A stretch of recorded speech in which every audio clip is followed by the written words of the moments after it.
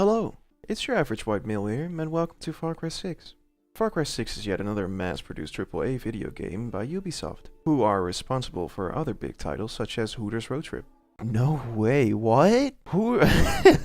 Hooters Road Trip? What?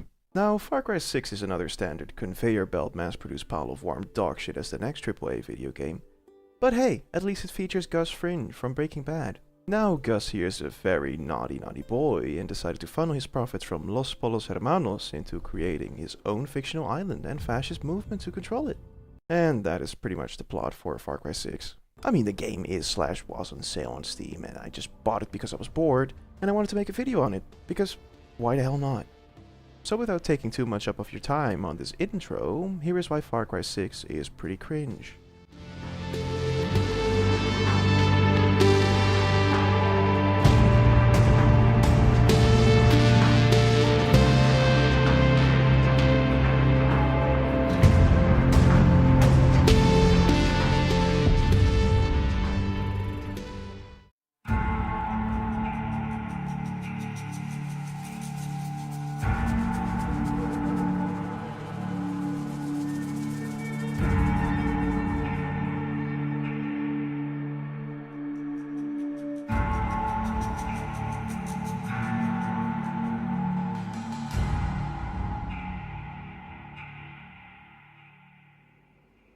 So we start off with the big man himself giving a speech on TV on why slavery and ethnic cleansing is good for the country. Sounds pretty familiar. I don't know, man. The poisonous gas, the forced labor, public executions, it all sounds pretty familiar. But don't worry, although he's almost a carbon copy of a man with a funny mustache, his scope is that despite being a ruthless dictator who offers free truck rides instead of train rides, at least he's not Osama bin Laden. He also likes to talk about true Yarans a lot and how he's trying to build a paradise for them. Funny enough, if you move the Y in Yarans by 2 spaces, you get something else pretty noteworthy. Now with these coincidental patterns that Gus portrays, I think it's safe to say that instead of a Holocaust, we got a Cholocaust on our hands. Hey Danny. And like a true Yaran, he Turn would that serve shit off. with a smile on his face. Precisamente. Exactly what Castillo wants. Enough politics, Lita. Now before we meet our hero, we are introduced to 2 other characters, Lida and Alejo, who are most definitely vital characters to the plot and will survive the first 15 minutes of the Alejo! Never mind. Classic AAA game writing there. Anyways, we got to pick what flavor of Dani Rojas we want, so I chose the female version, because the male version doesn't have any Rule 34 art made of them. And believe me, I checked. Why does it always have to be fucking feet? So after we chose our Dani, we proceeded to burn our identification papers so the SS wouldn't know that we were a cholo and take us away. Then suddenly a blackout hits, which prompts Alejo to go absolute goblin mode and throw a bottle at the Gestapo. Alejo, get down! Alejo! The Gestapo made Alejo perform the room temperature challenge, which then prompts us to get out of the city with Lida. We have to go. Now! The boat. You're coming. Promise me, Lita. See. Come on, Danny.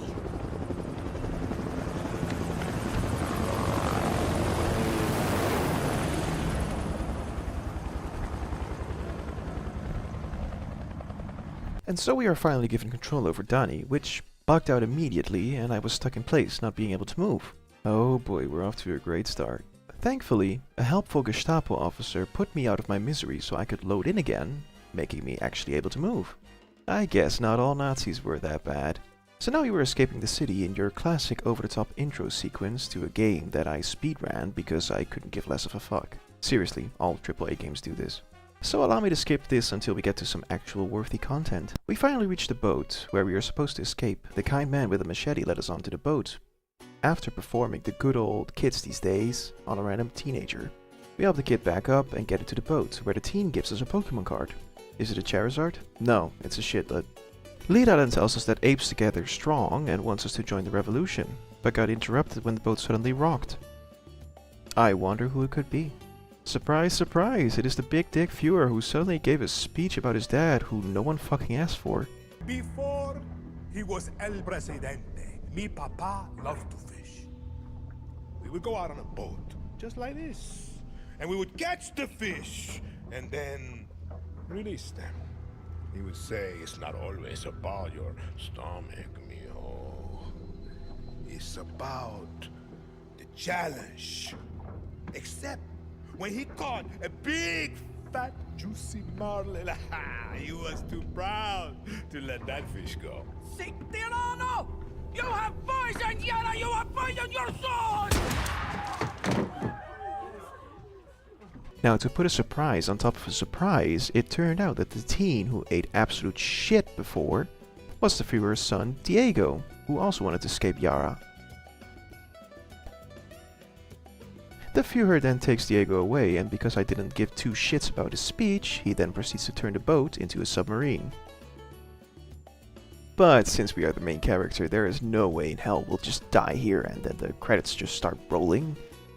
I mean, it would have saved me a few days in my life making and editing this video, but oh well. Anyways, we miraculously survive Davy Jones' locker and find ourselves on a beach. We find the culprit of the coincidental Nazi ideology, and we find Lita, who also miraculously survived the... never mind. Now that we have our dumb premise of why we should join the revolution, title card. Now before Lita died, she gave us her phone so we could thirst trap on her behalf on her Instagram, and her used panties as a way to make some money off of some degenerate. We are then given a machete and an empty pistol, and are given full control of Dani again. The island we are on right now serves as a tutorial island, so every minute there is a pop-up on how to literally do everything. Don't worry Ubisoft, I'm not inbred. I know how to wipe my own ass, no need for a tutorial for that. After we are given Lita's phone, we are sent off to find the French partisans, also known as Libertad. Yes, I am keeping the World War II references in the video. Deal with it. We find the partisan camp and are greeted by Julio, who is Lita's boyfriend. I think. Julio doesn't take kindly to strangers, so he gives us the ISIS treatment. We are then taken to the camp, where we are introduced to the girl boss. She is given a weird Borderlands-esque type of introduction, which already tells me that the game is gonna be mid at best. She gaslights us into doing her bidding because all of them are incompetent. But it's gonna cost you bullets and blood. You can shoot, so shoot. Settle in, and let me know when you want to pay your rent. Gaslight gatekeep girl boss. We set out to find a Juan Cortez, who is the only redeeming character in the game because he has an actual personality. Juan is an ex-guerrilla who took lessons from Al-Qaeda on how to make IEDs and suicide vests. We soon find Juan at the local bar because he's a crippling alcoholic as we try to convince him to come back to Clara. I'm going to let this scene play out just to give you an insight into his character. Today we drink in the worst fucking cantina in Yara. Or is it Colombia? Kirat, Chechnya.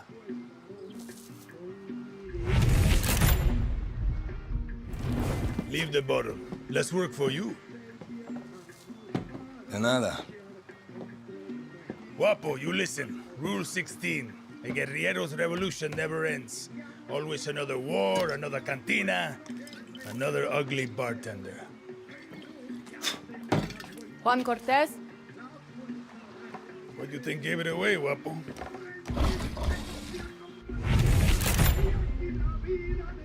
This isn't a fucking zoo, abuelo. Clara sent me to find you. See, I learned long ago never to doubt her.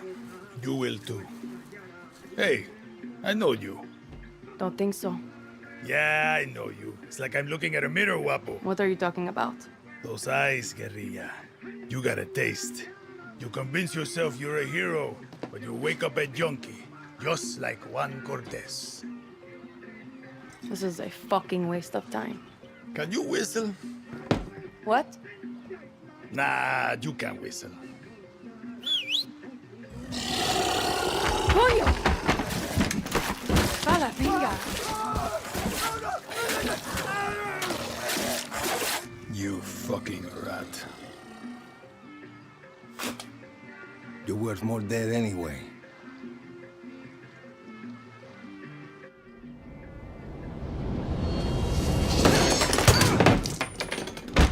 What the fuck? See, Guapo is in love with you, and I ruined the only copy of my book. Bueno, mis socios, vámonos. Once again, we have outstayed our welcome. After we convinced Juan to contact Alcoholics Anonymous, And to come back to Clara, we are jumped by the Wehrmacht. We, well mostly I, defeated the Wehrmacht and we go back to camp where Juan teaches me about the crafting mechanics in the game. Now, I like my crafting mechanics, but in all seriousness, almost every single fucking game nowadays needs to have this mechanic, like it's some tossed around flashlight in a circle jerk. Dear game developers, innovation is legal, and so is fun. Please stop jerking off the dead horse. After we learn how to craft things out of seemingly thin air, we are sent on a mission by Juan to retrieve some depleted uranium from a Nazi stronghold. Juan needs the uranium in order to make a demon core to make an atomic bomb. But since he doesn't have a PhD in nuclear research and development, he gives you a back-mounted cluster of mortars that in reality would most definitely kill you before it'll kill anyone else. And even if it doesn't kill you, it'll kill your spinal cord due to its weight. And since we aren't in a military program, there is no VA to tell you that your injuries are not service-related, and then leave you to die. That is until you live in Canada, where they'll just straight up tell you to kill yourself. This really happened, by the way. We meet an informant who is definitely part of the tutorial, and he lays down the sauce on where we can find some loot. I decided to execute him because I don't like double agents. We then break into the forest where the uranium is located. It was really easy, and no alarms were triggered. I then bring back the uranium and receive the device from Juan that is definitely not a suicide vest. Looks like a rocket launcher. See, she does that too. One more thing. I want you to meet Tostador. The two go together like fire and fury. I like how you resolver, Juan. So do I. After we receive the Flammenwerfer and suicide vest, we are ordered to meet Julio, who is waiting near a plantation site where the Nazis have sent the people who they deem as an Untermensch to work until they die. Remember, this game is brought to you by Ubisoft Berlin. Now, Julio doesn't like Dani because he blames Dani for Lida's death, which I can understand to some degree, but I guess it's hard to explain to Julio that Lida died for plot convenience, so I keep that to myself. Listen, I'm not going to bullshit you. I wanted to do this alone, but Clara gave me an order. I can handle myself. Don't give a shit. So could Lita. We get onto a vantage point where we scope out the plantation. Julio then talks about him and Lita and how they always used to sing a song to hype themselves up. You know, Lita and I had a ritual. Psych us up before battle. A song. Hit me. El movimiento. El movimiento.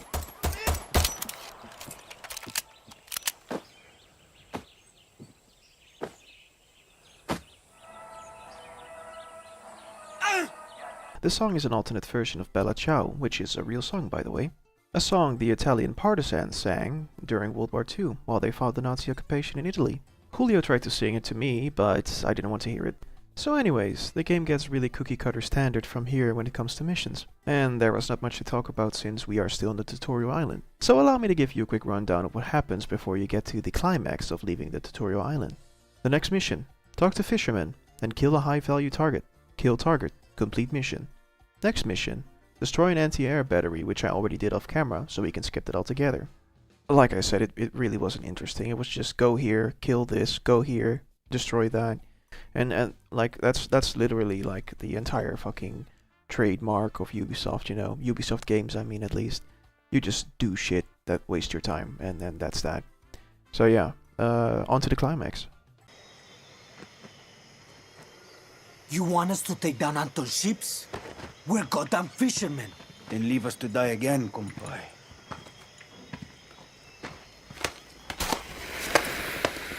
The fuck are you doing? Try it. It's fun. What's the plan, Heffa? For Anton to see us from the fucking capital? Yes. Well, it's working. You've got 20 minutes until Anton's forces come. So you better start running. Go! I said run! Rules of the guerrilla. Juan Cortez. A revolution is not won by the fearless. It's won by the feared. What does Anton Castillo fear? Free elections, free expression, free outcasts. Ayala free of Castillos. But he will fear nothing unless you are willing to die for your freedom today. Not when we have more believers or more guns, today. Because today I'm going to put a hole through Castillo's warships! I am not fearless. I'm scared as hell. But I promise you one thing. I will be feared. Viva Libertad. Viva Libertad. Viva Libertad. Let's go home, Grias.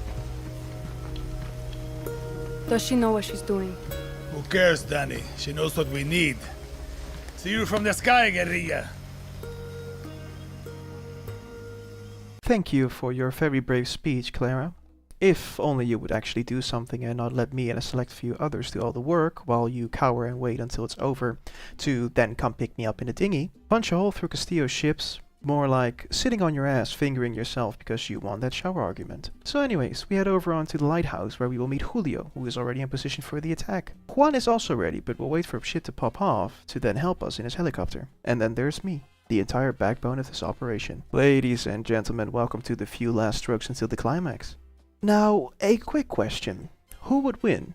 2 ships armed to the teeth with multiple 50 caliber machine guns, alarms, soldiers, cannons, PT boats, and the ability to request air support from a nearby airbase, or a drunken helicopter, an emo with an RPG, and a schizophrenic armed with a 9mm Beretta. Place your bets in the comments. Who the fuck am I kidding? Of course it's fucking the drunk, the emo with the RPG, and me, because, yeah, plot armor. After climbing on top of the lighthouse, I took on this mission like how I lost my virginity. Jump in first without proper foreplay. Realize I'm under-equipped for the job, fuck up, and then cry myself to sleep. But for real. This mission was actually really fun, and it was what I needed after this entire mid-fest I had to go through to even get here. So, enjoy some gameplay. Danny, keep your head down! I'm letting these fuckers up! Got it, Julio. Raisa's got your back too, Danny! Keep moving! Gracias, Raisa. Plenty of targets to go around, Juan. Keep pushing, Danny! We need you! Karen needs you!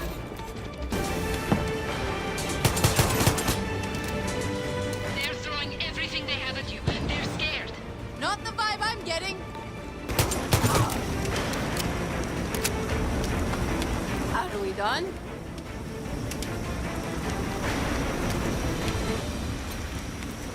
They're going.